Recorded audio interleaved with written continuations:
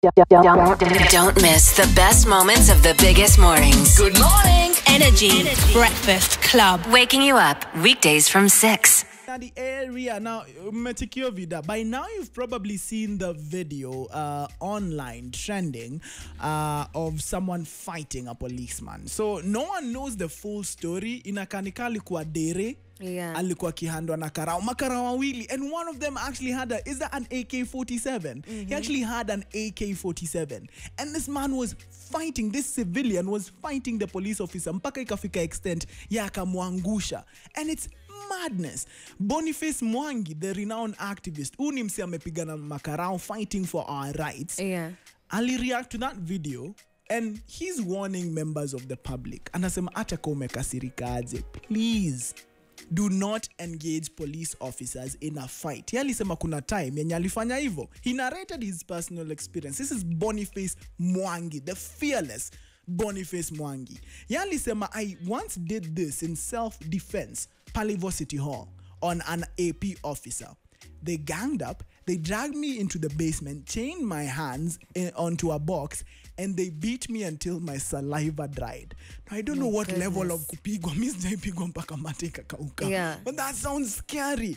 And Boni anaambiwa si ata kama umekasirika, there are other ways. Do not fight. Because you know this is against the law. It's very unlawful for you to fight or engage a police officer in a physical fight. Yeah. And the law must be upheld. You know, we understand that certain things happen, but at the end of the day, it's up to both parties. I believe it's up to both parties when enforcing the law. Make sure that it's upheld. Yeah. Number one, for the person who's fighting a policeman, that should not happen. Tuanzie na mse wa kwanza, huyo mwenye alikuwa anachapa karao. Yeah. That should never happen. It is against the law, and there are consequences for you going against the law. And by the way, ulitikiwa si wenye alikuwa kimtia, hey, mpige. Watu hatakuwa na wewe. Right now, where are they? Wako wapi? They're not there. Okay. But now to the policeman, you find that when you're upholding the law, when you want to ensure that you're enforcing it, you need to do it in the most lawful way. Because unfortunately, we live in a country where certain people don't actually follow the law. We appreciate the great policemen who enforce the law and ensure that, you know, we are serving justice. But there is, unajua kwa kila, hakuna mchele uko sawa ndume. That's just simply to say. Excuse me, what? Atumesema? Waswahili wanasema hakuna mchele uko sawa ndume. So, kwa mchele, zile vitu unatoanga ukidondoa mchele. No one is perfect. No one is pure. No one is perfect. There has to be a specific nani yenye inaharibia a specific lot jina.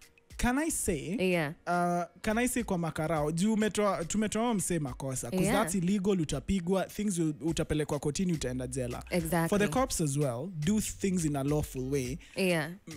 To the cops who are listening, kuna venye unaweza ongelesha, cause I'm a young man living in this country. Kuna venye makarau kuongelesha weka kijana. Hata set aside hiyo kukupiga bare, kukuchapa sweep, kukuchukua jeki. Venye tu anakuongelesha.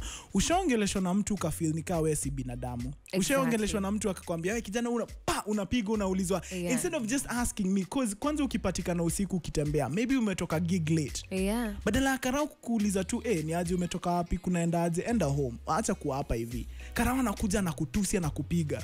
And that might be the reason. Hakuna mse yako blameless hapa hivi. That might be the reason. Yeah, because at the end of the day, if we correct the system, which involves us who are the citizens, it involves the policemen as well, we are correcting the entire system to make things better. So, kila mtu uphold the law. Because unapatanga hata cases za corruption na mambo kayo, ambao policemen are driven to the wall to actually be corrupt, of which we do not promote corruption in any single way. Unapata there's a backstory behind it. How the government also ensures that the policemen have a conducive environment to work. They are paid adequately. They have good...